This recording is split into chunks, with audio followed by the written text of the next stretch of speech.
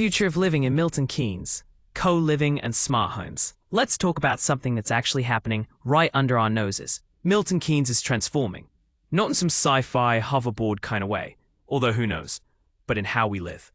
And if you're only thinking about the usual semi in Campbell Park or a tidy two-bed in Brooklands, well, so what's changing? Co-living, not just for students anymore. I used to think co-living was something for uni halls or broke creatives in shortage. Nope. Turns out the whole idea of co-living is coming for us all, especially in areas like MK, where space, transport links, and affordability intersect in this beautiful triangle of opportunity. Last month, I met a 34-year-old fintech consultant, earning well, single, remote worker. She just moved into a co-living space near Campbell Park. Her reason? I got tired of living alone and paying a fortune for a sofa I never sat on. Fair enough. Co-living spaces in Milton Keynes are growing fast. And not just by accident. Developers are betting big. We're talking fully furnished en-suites, shared lounges and co-working spaces. All bills included, yes, even the Wi-Fi that actually works. Community events, yoga in the morning, pizza night on Thursdays, and yeah, someone even tried a silent disco once. Not my thing, but still. For investors, goldmine.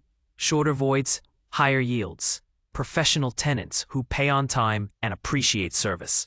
It's not just lettings, it's hospitality with a side of passive income. But hey, it's not for everyone. One client of mine, early 50s, just sold her place after a divorce, tried co-living for 2 months. Called me one morning and said, "Chand, if I hear one more conversation about crypto in the kitchen, I'll scream." Fair point. Smart homes, not just gimmicks. You know when someone says, "Alexa, turn on the heating," and the lights dim by accident? Yeah, we've come a long way since then. New builds in MK, especially in the White House and Brooklands developments, are starting to come smart ready. Think integrated heating and lighting control, goodbye thermostat fights, keyless entry systems, solar panels with smart meters, hello energy efficiency, leak sensors that text you before your ceiling caves in.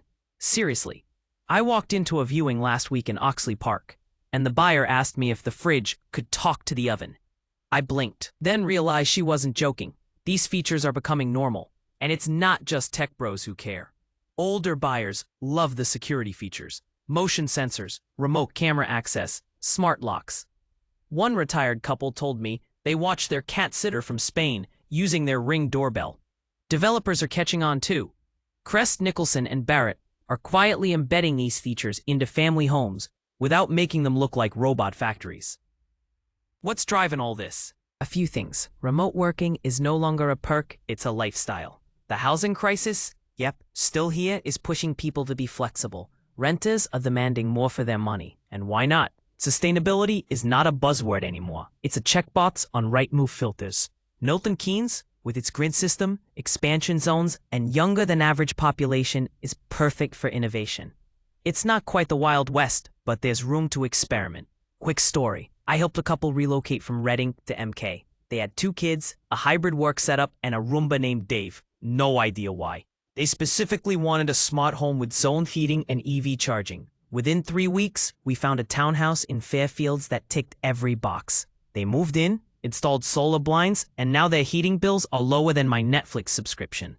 Jealous? Me? Maybe a bit. But what about the downsides? Not everyone's ready. Some landlords I work with still think smart locks are gimmicks and that co-living is just fancy HMOs. And to be fair, setup costs can be high. Also, managing co-living properly takes effort. You can't just stick 6 professionals in a house and expect harmony. Personality clashes, hygiene drama, who left the oat milk open? It can get messy if you're not using a solid management company. Final thought, or is it? Here's the deal. The future of living in Milton Keynes isn't coming. It's already here. Whether you're a tenant, landlord, buyer, or just someone curious about how we'll live in the next 5 years, this stuff matters. And maybe, just maybe, one day your fridge will talk to your oven. But until then, keep your eyes on the ground and your property's future-proofed. Because honestly, the next generation isn't waiting.